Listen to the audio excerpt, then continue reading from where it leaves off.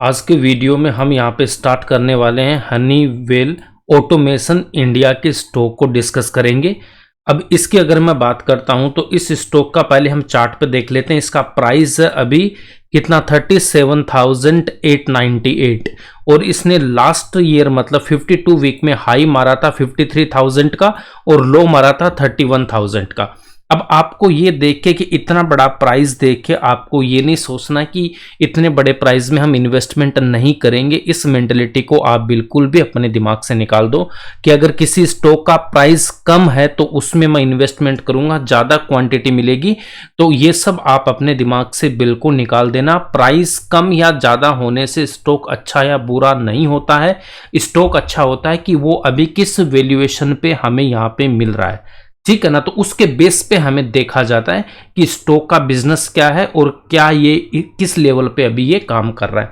तो छोटे प्राइस के पीछे बिल्कुल भी आपको नहीं भागना पेनी स्टॉक के पीछे। जो स्टॉक ऑलरेडी अच्छा रिटर्न दे रखा है ना, पहले हमें उस पे हमें बेट लेनी है।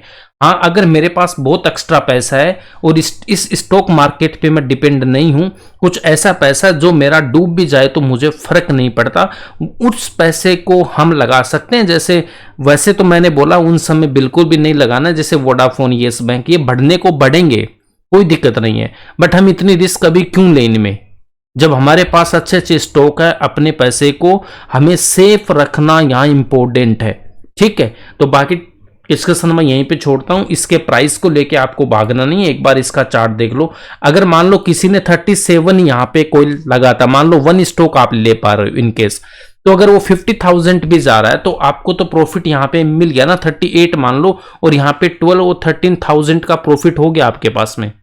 12 या 13,000 है ना, 12 या 13,000 का प्रॉफिट हो गया सिंगल स्टॉक पे, ठीक है। तो ऐसे आप इनको सोचा करो। अब यहाँ पे देखते हैं, देखो इसको एक बार चार्ट पे देख लेते हैं, उसके बाद बाकी चीजों को हम यहाँ पे डिस्कस करने वाले हैं। तो अगर मैं लॉन्ग टर्म में देखता हूं तो अच्छा खासा इस यहाँ कंसोलिडेट होके एक अच्छा खासा इसने गेन दिया था इस स्टॉक ने। जब ये 14 से चलना स्टार्ट किया था तो ऑलमोस्ट यहाँ पे कितना परसेंटेज का इसने गेन दे दिया था हमें, इस स्टॉक ने गेन दे दिया था ऑलमोस्ट 18 टाइम मेरा पैसा किया था। तो जब इतना गेन ये देगा तो ये थोड़ा सा कंसोलिडेट होगा, तो यहाँ पे टाइम का करेक्शन आता है और ये स्टॉक थोड़ा सा कंसोलिडेट हो जाता है। और कंसोलिडेट होने के बाद जब ये वापस चलना स्टार्ट करता है, देन अगेन यहाँ पे एक अच्छी खासी हमें रैली देखने को मिलती है इस स्टॉक में। तो यहाँ पे आप देख सकते हो कितना परसेंटेज का ये हमें गेन दिया था, 66% का यहाँ पे गेन दिया था। ओके, अब इसके बाद में इसकी और भी कुछ बात देख लेते हैं। अभी अगर मैं करंट प्राइस पे बात करता हूं कि अभी अगर किसी को इसमें इन्वेस्टमेंट करना है तो क्या हमारे लिए अभी करेक्ट टाइम है कि नहीं, और इसका बिजनेस भी हम देखेंगे, फंडामेंटल भी देखेंगे, सारी चीजें हम यहाँ पे डिस्कस करेंगे। बस आपको लास्ट तक इस वीडियो में आपको बने रहना है। तो ये स्टॉक ऑलमोस्ट यहाँ से 38% के आसपास डाउन आता है। देन अगर यहां से जब ये चलना स्टार्ट करता है तो स्टॉक कितना परसेंट का गेन देता मुझे, ऑलमोस्ट 93 या 94% का जब ये गेन दे देता है तो यहाँ पे स्टॉक में प्रॉफिट बुकिंग तो आना ही होता है। इसलिए बोलता हूं कि जब ऑल टाइम हाई पे स्टॉक रहता है तो हमें वहां पे क्या करना होता है, प्रॉफिट बुक करना होता है। अगर किसी ने इस कैंडल पे या यहाँ पे कहीं पे भी प्रॉफिट बुक किया होगा तो उसको अगेन यहाँ पे अपॉर्चुनिटी मिल गई है। अब जो ऑल टाइम हाई था इसका, यहाँ पे ये ऑल टाइम हाई है, कितना है ये ऑलमोस्ट है 60,000 के आसपास। और वहां से मैं करंट प्राइस की मैं बात करता हूं तो ये कितना डाउन आया था, 48% डाउन आया था। और अभी भी ये 40% के आसपास लाइफ टाइम हाई से 40 तो नहीं होगा, यहां पे मैं देखता हूं, नहीं ये तो ऑल टाइम हाई है ना, ठीक है, ये तो ऑल टाइम हाई वाला था। ये थोड़ा सा इसको मैं नीचे करूंगा, 1 मिनट, है ना। तो 40% नहीं है, भी हल्का सा अगर हम देख लेते हैं तो मतलब उसके आसपास ही रहेगा कहीं पे, ठीक है, 38 के आसपास है ना, 37 38। तो अभी भी ये लाइफ टाइम हाई से 38% डाउन है। तो अगर ये स्टॉक वापस चलना स्टार्ट करता है और ये लाइफ टाइम हाई तक जा रहा है तो हमें 58% का गेन यहाँ पे मिल रहा है। अगर 2 इयर्स में भी मुझे 58% यहाँ पे मिल जा रहा है तो 29% पर ईयर के हिसाब से बहुत अच्छा मेरा यहाँ पे गेन होता है। अब इस स्टॉक में करना क्या है वो हम यहाँ पे देख लेते हैं। एक बार इसका मैं चार्ट लेके आ जाता हूँ यहाँ पे 5 इयर्स का, और अब ये स्टॉक आप देख सकते हो एक अच्छे खासे सपोर्ट पे यहाँ पे खड़ा है और यहाँ से ये चलना भी स्टार्ट कर गया। ये जो सपोर्ट था यहाँ से ऊपर गया, देन इससे नीचे नहीं आया, वापस ये जाने लग गया है और यहाँ पे एक अच्छा खासा यहाँ पे सपोर्ट इनका ये पूरा यहाँ पे बना हुआ है ना। यहाँ पे अगर आप क्लियर देख पा रहे हो, एक मिनट, है ना। तो अब इस स्टॉक के फंडामेंटल्स, बिजनेस, ये सारे हमें यहाँ पे डिस्कस कर लेने जिससे हम इसको होल्ड कर पाए। अब देखो कोई भी स्टॉक बाई करने के बाद 10, 20, 30% डाउन आ सकता, तो इसमें हमें बिल्कुल भी टेंशन नहीं लेनी है। एक बात और बता देता हूं, जिसने ऑलरेडी इसमें ट्रेड कहीं पे लिया होगा, कहीं पे मान लो यहाँ पे भी सपोर्ट था, अगर वहां से स्टॉक आपका मिनिमम 10% डाउन है ना, अभी ऑलमोस्ट 11% डाउन है यहाँ से, तो अगर 10% डाउन है तो दूसरे अकाउंट में आपको यहाँ पे ट्रेड करना है, न कि सेम अकाउंट में एवरेज करना है। मान लो जीरोधा में अगर आपने यहाँ पे बाई कर रखा है इसको, मान लो एक स्टॉक आपने ले रखा है, तो अगर आपको और पैसा लगाना यहाँ पे तो एवरेज उसमें नहीं करना जीरोधा में। अगर आपने एंजल वन 5 पैसा या किसी और में अकाउंट है तो वहां पे आपको दूसरा शेयर परचेज करना है, ना कि जीरोधा वाले सेम अकाउंट में आपको बाई करना है। ठीक है, तो उससे क्या होगा कि जब ये यहां से चलना स्टार्ट होगा तो उसमें हमें प्रॉफिट दिखना स्टार्ट हो जाएगा और उसमें अगर 15, 20, 30 जो भी % का गेन है, अगर हमें कोई और अच्छी अपॉर्चुनिटी मिलती है तो वहां से हम एग्जिट होके कहीं और एंट्री ले लेते हैं। ऐसे करके हम ट्रेड करते हैं, ना कि हमें एवरेज करना सेम अकाउंट में। करेक्ट। अब आ जाते हैं इसके बाद में, देखो ये तो इसका चार्ट हमने देख लिया, ये चार्ट अभी क्या बोल रहा है और ये क्यों जाएगा वो भी तो हमें पता होना चाहिए ना। फंडामेंटल्स तो बाद में देखेंगे, पहले इसका बिजनेस तो देख लें कि ये इसका बिजनेस क्या है। जो इसकी जब वेबसाइट पे आओगे आप, तो ये एक MNC कंपनी है, इंटरनेशनल कंपनी है, और ये हनीवेल इंडिया में भी है ना।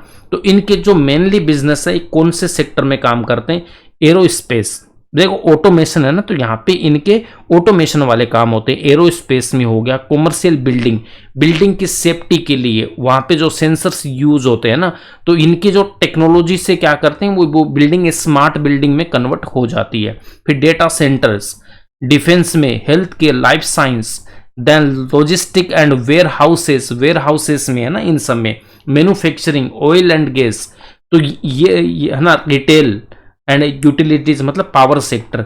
अब ये बताओ क्या इन सेक्टर्स की डिमांड कम होने वाली है क्या? बिल्कुल भी नहीं। ये रहा हमारे यहाँ पे बिजनेस दिखा रखा है और इन सब का ये सॉल्यूशन देता है। ठीक है, इनके अगर प्रोडक्ट की बात अगर आप यहाँ पे करते हो तो इनके आप प्रोडक्ट देख सकते हो। बिल्डिंग ऑटोमेशन में अगर आप देखोगे तो इनके जो प्रोडक्ट है यहाँ पे क्लिक करके देख सकते हो 1 by 1 क्या इनके यहाँ पे प्रोडक्ट है। बाकी अगर प्रोडक्ट आपको देखना तो यहाँ पे आप आ जाओ इसके प्रोडक्ट्स में, है ना। तो इसके बाद में देखो, इसके प्रोडक्ट पे क्लिक करूंगा तो यहाँ पे मेरे पास में बहुत सारे ऑप्शन यहाँ पे दिखेंगे। इसके प्रोडक्ट में कौन कौन से हैं यहाँ पे देखो, प्रोडक्ट पे क्लिक करोगे ना आप तो डिटेक्शन एंड मेजरमेंट में ये आपके पास आ जाएगा। ये जो इनके जो प्रोडक्ट है यहाँ पे देख सकते हो। क्या इन सब प्रोडक्ट्स की डिमांड कभी कम होने वाली है क्या? बिल्कुल भी नहीं होने वाली है। तो इनके जो प्रोडक्ट्स है वो ऐसे प्रोडक्ट है जिनकी हमेशा डिमांड रहेगी। प्रोडक्टिविटी सॉल्यूशंस जो स्कैनर्स के ये यूज होते हैं, ये सब भी यहाँ पे बार कोड हो गया, है ना, ये सब यहाँ पे वॉइस ऑटोमेशन, प्रिंटर्स और पर्सनल प्रोटेक्टिव इक्विपमेंट में जहाँ पे ये सब यूज होते हैं। तो इन सब की कभी डिमांड कम होने वाली है क्या? इंडस्ट्री में ये बहुत ज़्यादा यूज होते हैं। इलेक्ट्रिकल सेफ्टी के लिए जो इक्विपमेंट्स है वो सारे ये बनाते हैं। देन यहाँ पे देख सकते हो हैंड प्रोटेक्शन हो गया, head, I and face protection. तो हेल्थ केयर एंड गवर्नमेंट, इन सब में भी इनका यूज है। ठीक है, तो ये सब इनके प्रोडक्ट है। बाकी आप इसकी वेबसाइट पे जाके देख लेना, प्रोसेस सॉल्यूशन। तो ये सब जो इनके प्रोडक्ट है ये इनके यूनिक प्रोडक्ट है, जबरदस्त है। इसमें कंपटीशन बहुत कम है। सेंसर्स ये सब यहाँ पे ये बनाते हैं, हेल्थ केयर इंडस्ट्री, है ना। तो ये सब इनके प्रोडक्ट है। बाकी आप इसमें और देख सकते हो वेयर हाउस में जो इस यहाँ पे जो ये यहाँ पे लगा हुआ ना, ये जिसके ऊपर से प्रोडक्ट आ जा रहा है, ये सब तो इन सब में इनका यूज होता है। तो हमें प्रोडक्ट इनके समझ में आ गए, बिल्कुल बहुत शानदार प्रोडक्ट है। सेंसर बनाते हैं ये सब, और बिल्डिंग की सेफ्टी भी ये देखते हैं। उनमें जो डेटा सेंटर है वहाँ पे भी काम करते हैं। ये जो आपके जितने भी सेफ्टी होते हैं, पर्सनल प्रोटेक्टिव इक्विपमेंट, वो सब भी यहाँ पे ये बनाते हैं। तो इनके प्रोडक्ट यहाँ पे यूनिक है और ये ऑटोमेशन में लगे रहते हैं और भी इनके प्रोडक्ट ऐड होते रहते हैं। तो इसका आपको बिजनेस यहाँ पे समझ में आ गया आई होप। अब हम चलते हैं इसके फंडामेंटल्स पे चलते हैं। तो फंडामेंटल की अगर मैं बात करता हूं तो इसका जो पी रेशियो है वो 10 इयर्स की अगर हम बात करते हैं तो कितना 67 के आसपास है। अभी कितना 65, मतलब हमारा स्टॉक पी रेशियो के हिसाब से भी अभी ये अंडर वैल्यूड है। अभी ये प्राइस लेने वाला प्राइस पे ये स्टॉक है। लास्ट क्वार्टर की बात करता हूं, क्वार्टर फर्स्ट की जो अभी आया था, इसमें देखो जून 25 को हमें जून 24 से कंपेयर करना है। यहाँ पे जो सेल्स है वो 960 है और यहाँ पे कितना है 1183। तो सेल्स में इंप्रूवमेंट हुआ है, बट यहाँ पे एक्सपेंसेस में अच्छा खासा इंप्रूवमेंट हुआ, जिसकी वजह से जो नेट प्रॉफिट 154 करोड़ था वो कितना हो गया 142 करोड़ हो गया। मेरी सेल्स यहाँ पे इंप्रूवमेंट हुई है तो बाकी चीजें यहाँ पे ठीक हो जाएगी। एक्सपेंसेस में मैं जाके देखता हूं तो जो मटेरियल कॉस्ट 56 थी वो कितनी होगी 63% होगी और इंप्लॉय कॉस्ट जो 19 थी वो 18। तो मटेरियल कॉस्ट इंक्रीज होने से ये इंपैक्ट आया। अदरवाइज यहाँ पे अगर मटेरियल कॉस्ट में ज़्यादा इंप्रूवमेंट, अगर ये कॉस्ट हाई नहीं होती तो यहाँ पे इंक्रीज होके आता प्रॉफिट। तो हमें मेन यहाँ पे सेल्स पे फोकस करना। क्या मेरी सेल्स इंक्रीज है? यस इंक्रीज है। तो ओवर द पीरियड जब मटेरियल कॉस्ट ठीक होगा तो यहाँ पे ये आ जाएगा ना। मटेरियल कॉस्ट देखो यहाँ पे 63, इससे ज़्यादा कहीं पे भी नहीं थी। तो 51, 50 यहाँ पे इसके 50 के आसपास जो रहती थी मटेरियल कॉस्ट, वो जब इतनी ज्यादा हो जाएगी और लास्ट आप 4 क्वार्टर से देख रहे हो ये ज्यादा ये मटेरियल कॉस्ट, उसकी वजह से यहाँ पे थोड़ा सा ये स्टॉक भी डाउन है। ठीक है, अगर मैं मार्च 25 की बात करता हूं तो उसमें भी मेरा सेल्स यहाँ पे देखो इंक्रीज होके आया और दिसंबर 24 को दिसंबर 23 से कंपेयर करूंगा वहां पे भी इंक्रीज होके आया और सितंबर की बात करता हूं तो वहां पे थोड़ा सा कम हुआ है। अगर मैं यहाँ पे लास्ट 3 क्वार्टर की बात कर रहा हूं तो वो मेरे लास्ट ईयर के सेम क्वार्टर से ज्यादा सेल्स दी है। प्रॉफिट भले ही कम हुआ है उससे कोई फर्क नहीं पड़ता। मैंने बहुत बार आपको बता रखा है कि जब मेरी सेल्स इंप्रूवमेंट है तो ये सारी चीजें ओवर द पीरियड ठीक हो जाती है, बस थोड़ा सा होल्डिंग पीरियड हमारा बढ़ जाता है और कुछ नहीं होता यहाँ पे। तो रिजल्ट क्या लास्ट क्वार्टर का खराब है? क्या बिल्कुल नहीं। लास्ट 3 क्वार्टर से कंपनी अच्छी परफॉर्म यहाँ पे कर रही है।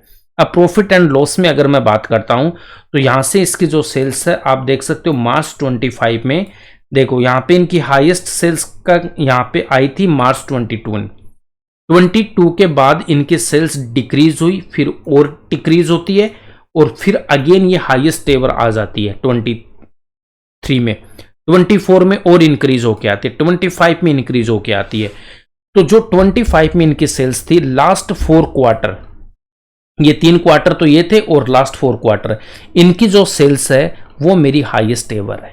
क्या प्रॉफिट हाईएस्ट एवर है? क्या मेरा बिल्कुल नहीं है। प्रॉफिट हाईएस्ट एवर क्यों नहीं है वो आप इसमें देख सकते हो कि जो मटेरियल कॉस्ट है वो इंक्रीज होगी, उसकी वजह से यहाँ पे मेरे जो प्रॉफिट है वो कम है। अदरवाइज मैं सेल्स के पॉइंट ऑफ व्यू देख सकता हूँ तो हाईएस्ट एवर सेल्स है, ये मेरे लिए एक अच्छी बात है कि कंपनी की सेल्स हाईएस्ट एवर होनी चाहिए, इंप्रूव होनी चाहिए, वो यहाँ पे हो रही है। अब इसके बाद में अगर आप प्रॉफिट यहाँ पे ऑपरेटिंग प्रॉफिट देखते हो तो वो 572 है, जो यहाँ पे 590, 595, इधर 641 था। अब यहाँ पे आप देखो सेल्स क्या थी मेरे पास ऑलमोस्ट 3300, प्रॉफिट यहाँ पे हाईएस्ट एवर क्यों आ गया?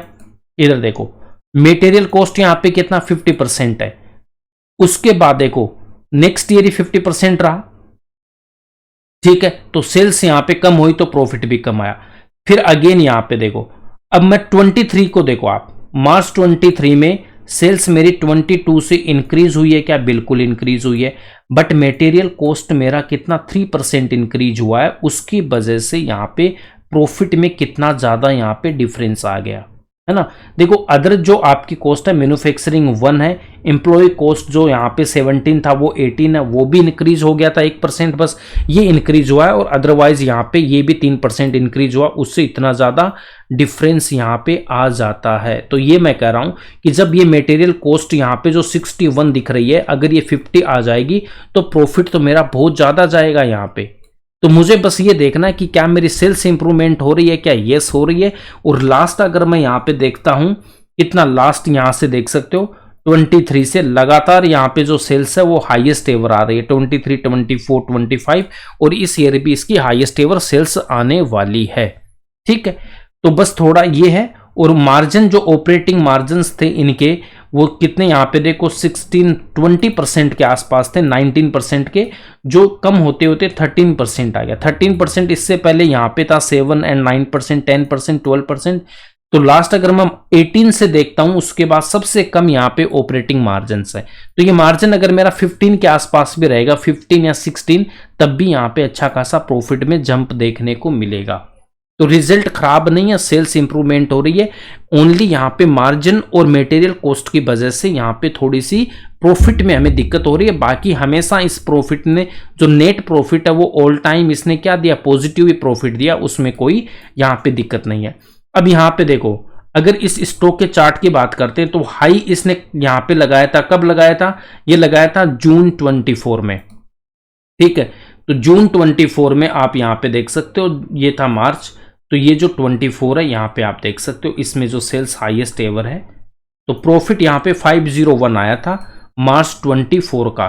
तो इतना प्रॉफिट कहीं पे भी नहीं था नेट प्रॉफिट, इसलिए यहाँ पे इसने क्या कर दिया, हाई लगाया था। उसके बाद यहां से थोड़ा सा कम हुआ प्रॉफिट। यहां से देखो नेक्स्ट ईयर क्या हुआ, 25 में इंक्रीज हो गया आया, सेल्स भी इंक्रीज है, प्रॉफिट भी इंक्रीज है। और अभी भी मेरे जो सेल्स है ऑल टाइम हाई है और प्रॉफिट ऑल टाइम से थोड़ा कम है, सेकंड हाईएस्ट एवर मेरा प्रॉफिट है। क्या स्टॉक हाईएस्ट एवर है क्या, बिल्कुल भी नहीं। इसका मतलब हमारे लिए बहुत अच्छी ये अपॉर्चुनिटी है यहां पे, ठीक है। ओके, आगे चलते हैं। उसके बाद बैलेंस शीट में देख लेते हैं खुद का पैसा कितना इनके पास, 4000 करोड़ रिजर्व में इनके पास पैसा है। डेट ऑलमोस्ट ना के बराबर है। और ये डेट यहाँ पे क्यों लिया गया, यहाँ पे देख सकते हो जो फिक्स्ड एसेट है वो 202 करोड़ के होंगे, जो हाईएस्ट एवर है। तो जब फिक्स्ड एसेट हाईएस्ट एवर हो गए तो इनका सेल्स इंक्रीज होगा तो प्रॉफिट यहाँ पे इंक्रीज होगा ही होगा, उसमें कोई दिक्कत नहीं। तो ऑलमोस्ट डेट फ्री यहाँ पे ये कंपनी है। प्रमोटर्स की होल्डिंग आप देखो 75%, ये देखो आप, मतलब जो मैक्सिमम परसेंटेज हो सकता है प्रमोटर का वो इन्होंने होल्ड करके रखा है। क्या प्रमोटर को नहीं पता है क्या कि इसमें कितना फ्यूचर है, कितनी ग्रोथ है? तो 75% से ज्यादा प्रमोटर रख ही नहीं सकता, अदरवाइज ये और भी अपना स्टेक यहाँ पे इंक्रीज करके रखते, है ना।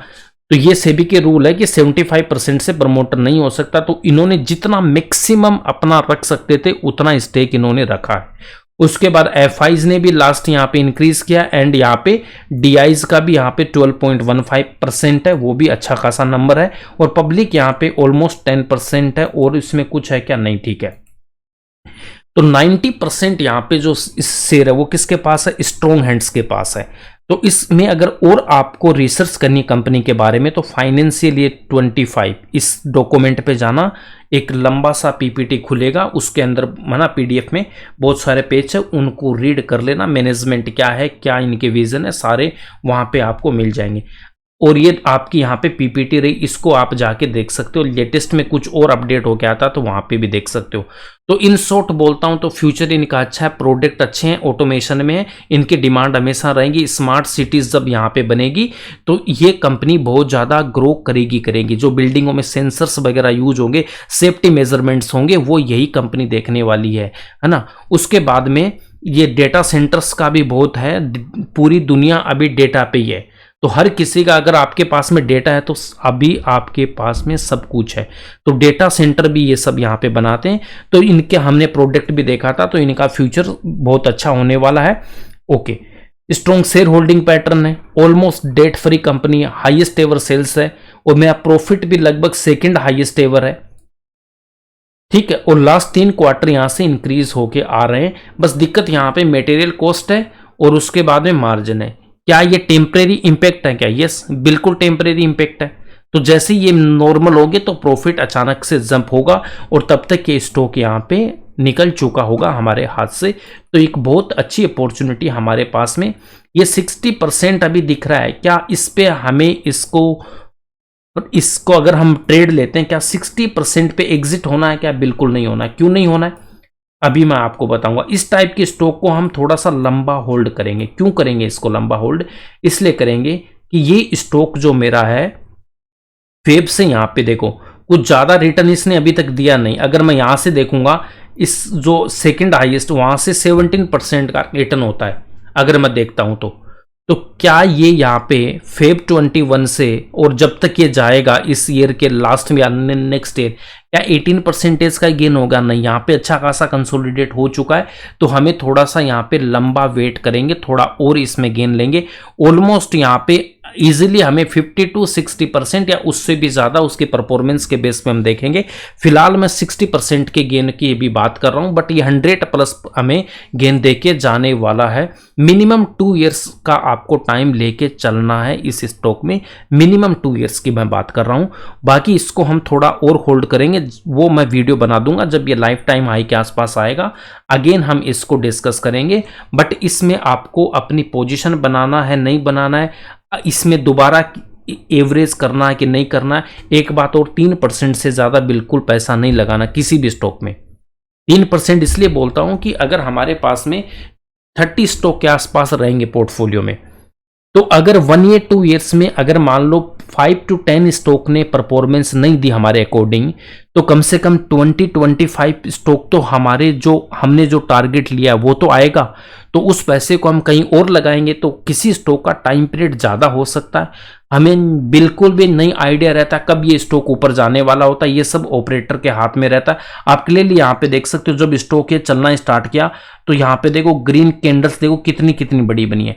तो ये टाइम हमें नहीं पता, ये ऑपरेटर के हाथ में रहता है। इतना लंबा कंसोलिडेट किया और अचानक से इस स्टॉक को लेके यहाँ पे आ गए ये लोग, और वहां पे इन्होंने प्रॉफिट बुक किया।